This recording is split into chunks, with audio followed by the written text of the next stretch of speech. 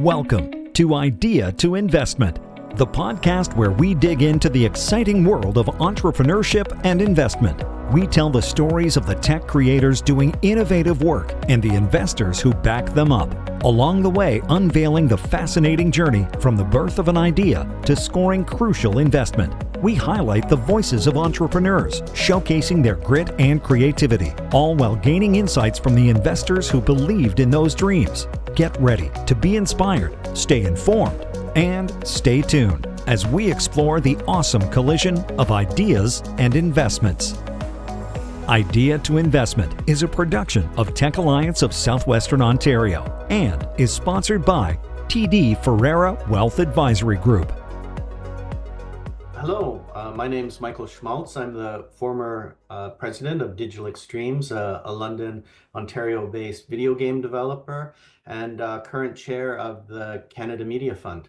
Beautiful. So this is a very special, aren't you happy that you are the guest of a very special edition of Idea to Investment? Because we usually start out with a 60-second pitch, but okay, you're kind of a special case in that you are someone, don't you like that? Someone who has exited the business. You've kind of seen this through. So instead, maybe let's start by talking about the history and kind of the origins of Digital Extremes. Yeah, sure.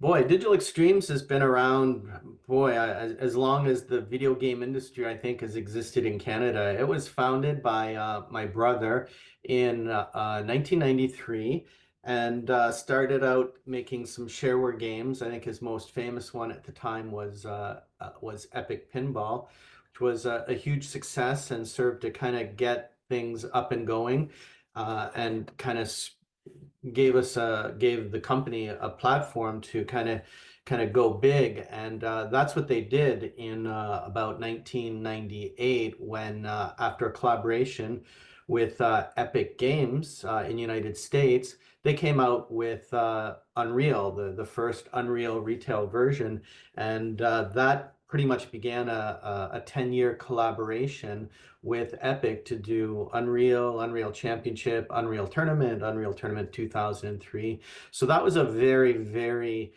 successful franchise for both our companies, and I think it really helped both of our companies get off the ground. Epic, you probably are aware, went on to greater success with games such as Gears of War and now Fortnite, and is probably one of the pinnacles of the global video game industry. I would say Digital Extremes is right up there as well.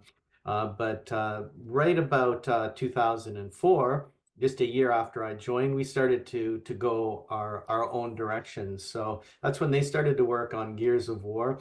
And then we started to work on some of our own IPs. And we did a pile of great games for the first 10 years that I was at Digital Extremes. We worked on the Star Trek franchise. We worked on the Halo franchise as well. We did work with Homefront. And we did a few great games, Darkness 2, that was entirely our own. We did a Star Trek game. We did our own original IP called Dark Sector, which ended up being the kind of the forerunner to what ended up being the big hit that came in 2013, which was Warframe. So so basically 10 years doing the work for hire, working with publishers, which was a very, very difficult uphill battle. And at that time it was really difficult, because for independent game developers you needed a publisher to get your game onto consoles and onto PC, not only just to get access to the platforms, but also to get access to the funding that it required to make those games. And the costs just kept getting more and more and more as the technology kept improving through the PlayStation 3, PlayStation 4 generations. So we kind of broke it out in 2013 with Warframe, which was an internally funded original IP for Digital Extremes that was also free to play. So it solved a lot of problems. It got us out of this cycle of, spending 2 or 3 years and winding up a whole pile of capital and crossing your fingers at the end, hoping you can get it back and then some. It gave us a kind of a continuous development timeline that Digital Extremes continues to work with now, and I believe it's in its 11th or 12th year, Warframe now, and it's still going strong.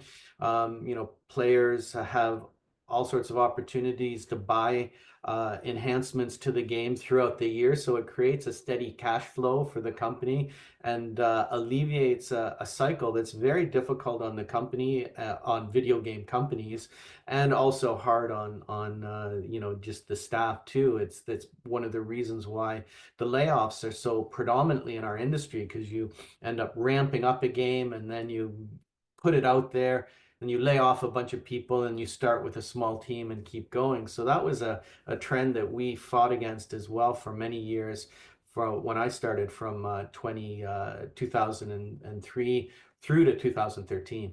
Yeah. So is that work for hire kind of standard throughout the industry then? Like are all of the companies kind of operating that way? And like is that still happening today, Mike? Yeah, it's interesting. When I got in, the work for hire was the absolute predominant way for you to make kind of the big budget video games. Anywhere, any of the games that you would see from an independent developer, that would be kind of, the games that would appear on the, Best Buy shelves, the box games, the big budget games. They were very expensive to make, and you needed a publisher to get access to stamping those discs and getting those into those physical discs into the distribution system. So that was pretty much how it went, and it was very difficult to run just a company like a game development company at that time, because there was a huge number of overheads in that industry, and the video game developer could never really claim, any financial success for games that were doing well. It was always all of the upstream people, the finance people, the marketing people, who were the first to get paid. So it was, even though we had a number of great successes during that time, we had very little money in the bank until we originated our own IP and did that. So to answer your question, when PlayStation 4 came out, I think they were really the first to kind of get things going in about 2014, along with Steam on PC, where you could, if you could find a way to fund your own game, you could get it on a platform, on the PlayStation platform or on the Steam platform, and get access to those tens of millions of voracious video game players who want to pay. And you didn't need a publisher. So instead of getting 20% of our revenue, we would be getting 70 or 80% of our revenue. And that was the game changer for Digital Extremes. And I think that's what nowadays all video game companies should aspire to, that the publishers have kind of lost their chokehold on the industry. So now I think it's an opportunity for investors to kind of come in and say, look, if you've got a great team to invest in, the channels absolutely do exist to get your game before the game, the game players, so that they can make those purchases mostly online without all the overheads of, paying, Best Buy or the physical or GameStop or those people. So the name of the podcast is Idea to Investment, and we would Yes. like to spend a lot of time talking about investment. But I mean, in your case, you're basically working piecemeal. You get a project, you get the funding, you spend the money, you develop the game, it's out, and then you basically start all over again. But when, as you say, things changed in 2013 with Warframe, um, was that a shift? Like, did you then start thinking, okay, we can do this on our own. We can potentially go out, get funding, fund a game, and make it happen? And is kind of that the procedure that happens now? Yeah, you can. And we kind of were, well, Warframe solved two problems. We were able to get the money because we could work directly with PlayStation and eventually Xbox and Steam. And we also ended up on the Nintendo Switch in the Nintendo store. So we got ended up in a relatively short period of time, from about 2013 to 2015 or 2016. Now, if you had at least the cachet, again, not all developers can, but because it's heavily, those stores are heavily curated. So we got access to those stores. But the other problem that I think you alluded to was, the cyclical nature of video game development, where you'd start with a very small team of maybe 15 or 20 people, ramp up to 100, 150 people for, 18 months, maybe 2 years, and then ramp down back to 20 people as you start your next big project. Warframe was a free-to-play game, and it was kind of a persistent universe. So we never really, once we started down that road, we never really had to ramp off. We're just now in a continuous, or Digital Extremes is now in a continuous development mode for Warframe. And I think that's the same with other games that are out there that are kind of the software as a service games that have also made that leap, such as Destiny in the video game kind of sci-fi genre. They have a kind of a persistent world, which is free to play, and a number of games were. And that was a big risk in 2013 because free-to-play games were making their way in Asia, and they were a way of solving the huge piracy problems that existed in Asia at that time. So it's like piracy actually starts to work for you when it's like, hey, download our video game, put it everywhere, but you've got to sign into a server. You have to have an account, and if you want, and you can play it for free, but if you want some of the goodies and enhancements and other premium features, you have to pay. So all of a sudden, it was this, not only this solution to piracy, but it kind of made it work for us because there was this, underground distribution model that was focused on getting games out there without by bypassing retail channels. And that existed not just in Asia, but everywhere. And now all of a sudden for the free to play games, it's working for you. So that was, I think another kind of fortuitous event for us that we kind of, I would say in North America anyways, we were one of the first. I won't say we pioneered it because we were copying what other people were doing in other parts of the world, but it ended up working really well for us. And I started saying to everyone back in those days, about 10 or 12 years ago, other video game developers, you should totally be doing this because this will bring stability to your company. But the problem is that as it turns out, a lot of people did do that, and the market got flooded, and you can only have so many free-to-play games out there. And I think that's in part why we're seeing so many layoffs right now, is that it's becoming a little bit unmanageable, that there's so much free content out there that games such as, Concord are launching and failing almost in the same week or the same month, and huge investments are evaporating. And there seems to be, at least as I see it, kind of a return to this typical, you pay $80 and here's my 20 or 30 hour gameplay experience, which was kind of popular prior to kind of 2012. The only difference though is now you can still access those through online, and most of those sales aren't going through the Best Buys or the the GameStops anymore. Yeah. So that in that pre 2013, 2012 era, you certainly had a lot of challenges. Another of those was staffing. So Yes. did that early instability, layoffs happening kind of semi-frequently, did that work against your ability to find experienced, qualified personnel and programmers?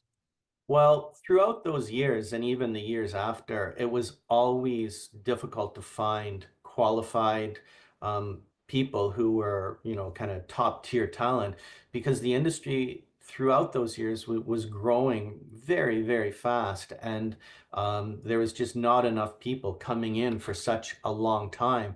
I feel like it finally got caught up just in terms of, and it hit ahead during the pandemic where a lot of expansion in the video game industry initially happened, and then there was a bit of a reconciliation. So now I think it's a bit of a buyer's market out there for video game developers in terms of there's a lot of talent out there, and now because of COVID, we have some increasingly sophisticated tools to organize our companies virtually that didn't exist before. So now we can access that labor so much more cheaply, and we don't have to fly people over from, France or Brazil or Hong Kong to work in our companies, pay the costs, the overheads of managing their visas and their work permits and their permanent residencies and all of that stuff. So yeah, I think it's definitely a different world, and to access the best talent, even though I see there's a little bit of blowback against work from home, I think work from home is going to play a significant part in the growth of kind of the next generation of video game companies, because there's just so many benefits to it. Yeah, and it opens your market basically worldwide. You Yes. literally can hire the best talent from anywhere in the world. Um, Digital Extremes is a company that has been acquired a couple of times Yes. in its history. How much can you share about, kind of what led to those acquisitions, and maybe talk too about what the benefit was to the company overall? Yeah, so a decision was made. My brother was the owner of the company, or owned the majority of the shares, and as we were approaching when we sold the company in 2013, we started to see that we had some success, and because we owned IP, we were aware that now there was also some consolidation in the video game industry, so we saw other M&A activities happening. We saw the prices that were being paid, and they look kind of interesting. And the thing is that, through those first, 10 or 12 years that I was there, we felt the precariousness of our industry every year, every week, that it was a really I'd say an uphill. We had a great team, and they were extremely disciplined, and they put out some amazing games. But it kind of got to a point where we felt that the industry itself was just out to get us. Like, they wanted to crush small developers, and I don't think that that's paranoid to say, because that was a strategy from the big publishers, is that rather than, as all of this M&A was going, it was primarily focused on acquiring existing IP, but there was this huge search for talent. And it's like, hey, if we can put some pressure on, the video game developers, they go out of business, then we can hire their staff. And that's, I think, just a reality. It wasn't you couldn't have politically correctly said that as a strategy, but that was pretty much what was going on. And we felt that pressure a lot. So when we finally kind of got ahead, I think my brother was thinking that, now is the time to get a big global publisher in our corner, so that would provide additional security for us and for the game development staff, that we wouldn't have that precariousness anymore. So to answer your question, I think that was one of the big benefits. Also, I think we wanted to take some money off the table, which is what we did. But at the end of the day, I think Digital Extremes now, in its most recent acquisition in 2020, is now a subsidiary of Tencent. And that's going to work really well for them in the future. They're so well placed. They have the backing of an extremely well-funded global powerhouse that has so much talent and so many resources, that if Digital Extremes ever gets its back up against the wall, and it doesn't look like that's going to happen anytime soon, but they're going to be there to help them out. And the fact is that some of the other companies that we know Tencent owns, we've seen how they have intervened, and we've seen that they've got their back. So for the continuity of the company, the security of everyone who works there, I think that was a chief concern, and a chief positive outcome. Well, Um, it must have been an emotional time. Like, I mean, you and your brother, you're human beings, right? Like, we're talking about pressure against the company from, these large platforms. But I mean, we're talking about human beings who are facing that pressure too, right? Like this must have been a difficult time. How many conversations did you and your brother have, about timing this sale and your exit from that maelstrom? Mhm. Well, I'm not gonna lie. I loved every single day that I worked at Digital Extremes for those 20 years. I loved the people that I worked with, and I loved seeing what they were able to do. So, you don't have to feel sorry for us, but or at least for me, anyways. But we spoke about it at a high kind of management level. All of the senior people, they felt the pressure that we couldn't be complacent and we had to perform, and they all did. On every project we went to the wall. I used to say we bled for those projects, and some projects we completed even at a loss. Like the publisher would have given us $15 million, and we would have had to put, an extra $2 million of savings into it just to finish the game because we committed to making the game for $15 million. That's how it worked. And that would leave us always in a hugely difficult spot at the end. But for the most part, except for one time, we had to lay off a few people when we had a project canceled during an industry downturn. We didn't lay off any people during my 20 years, except one time we laid off about 30. I think that was in about, gosh, someone's going to fact check me on this, so I should get my date right. It must have been about 2010, 2011. So that was the only time that we did. And I was hugely proud of that because no other independent video game company, even the first party, the publishers, they had this huge, it was just a de facto thing that, a project would come to an end and they would cut, a certain portion of their staff. And I could see with new hires that they would be all getting a little, who have been in the industry, they'd all start getting a little antsy at the end of projects, thinking it's like, is it going to be me? When's the axe going to come down? So we had to reassure them that that was not our business plan, that we have no intention of doing it. Like we can't make any guarantees, but I would say that out of the 10 or 12 big budget games that we made during that 10 or 12 years from 2003 through to, 2013, 2014, before Warframe took off, like we found things for people to do on the downturn of the cycles.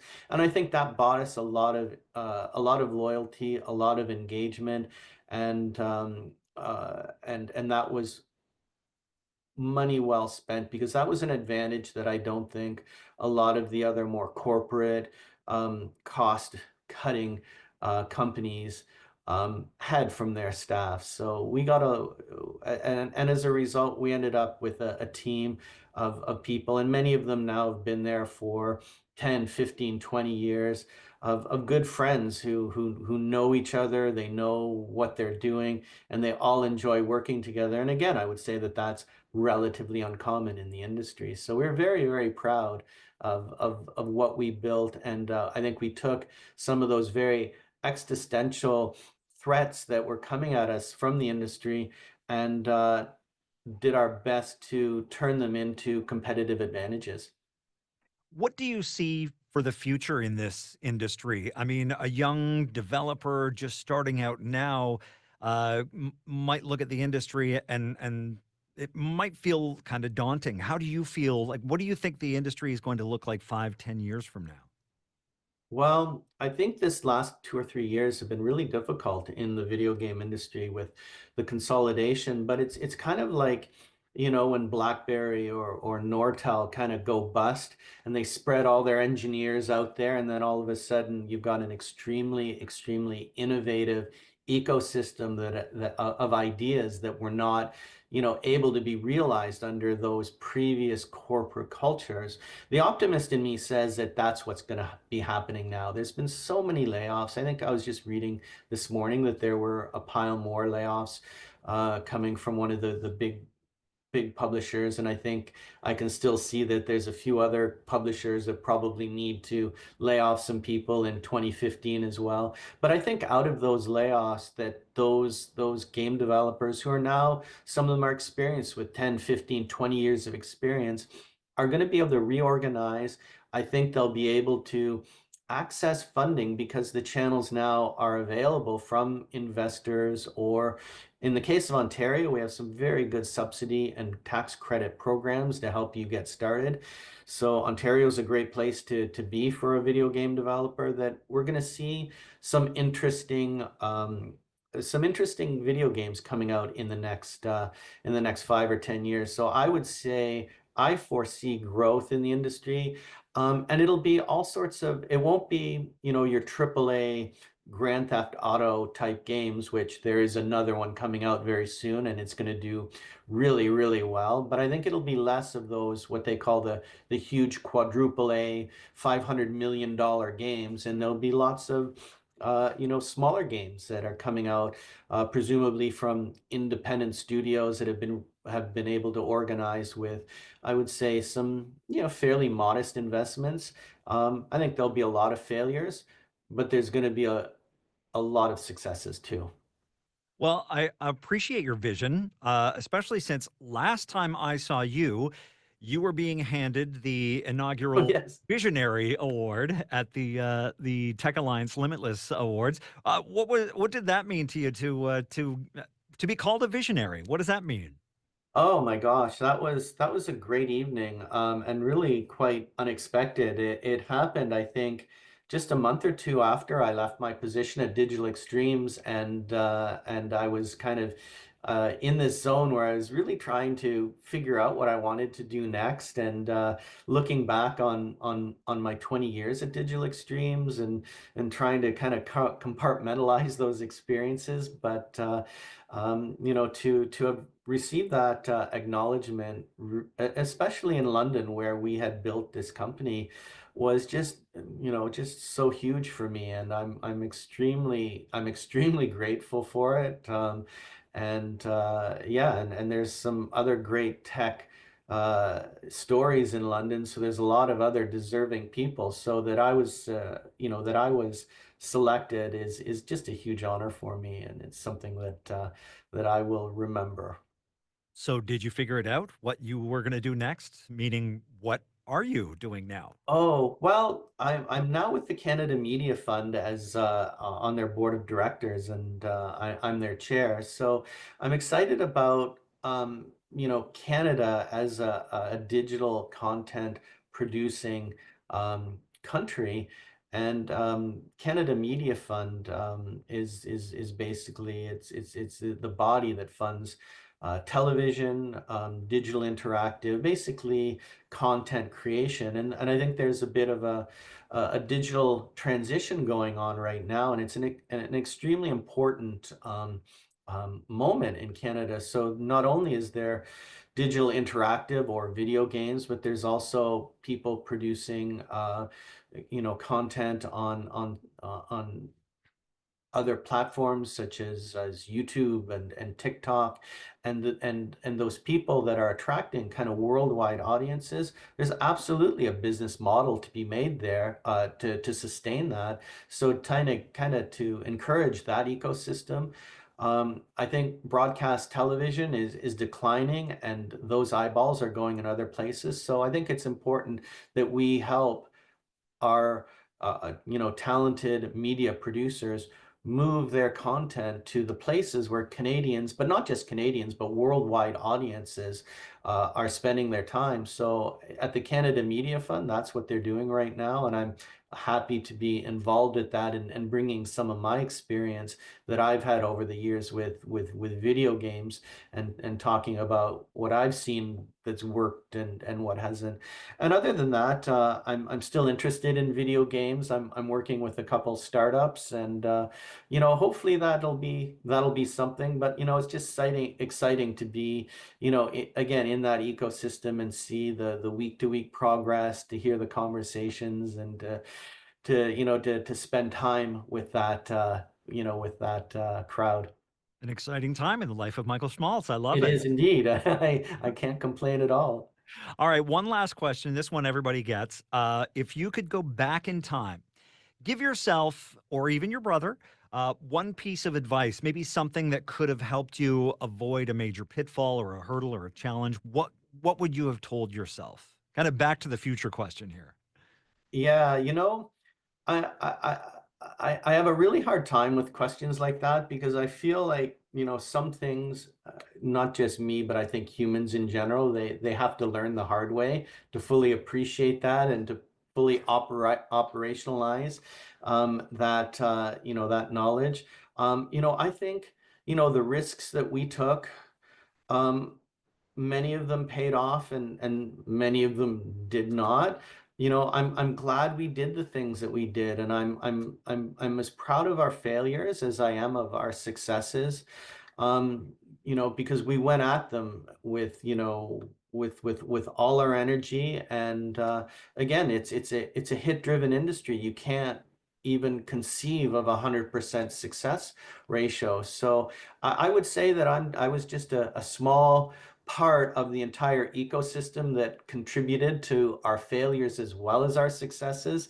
So it's really even difficult for me to say, we succeeded here. I think it was lucky. We failed here. That was unlucky. But I think we did the right things. So the thing that I would say to other investors as they reflect on questions like this is to be bold, know that you'll make mistakes. And to take risks, but also to get advice and make sure you're not taking stupid risks. And I think we were able to avoid many stupid, needless risks. You'll be happy to hear that most of the innovators we talk to answer the exact same way as the challenges that make us stronger and prepare us for future challenges, right? Yeah. Well, Michael, it's been an absolute pleasure talking to you and learning about you and your history. And I hope we get to talk again in the near future and find out what's new with you in a couple of years. Oh yeah, you know what? Check back with me in a couple of years, and I might have some new stories. I look forward to it. Thanks again, Mike. Thank you, Ken. I appreciate it.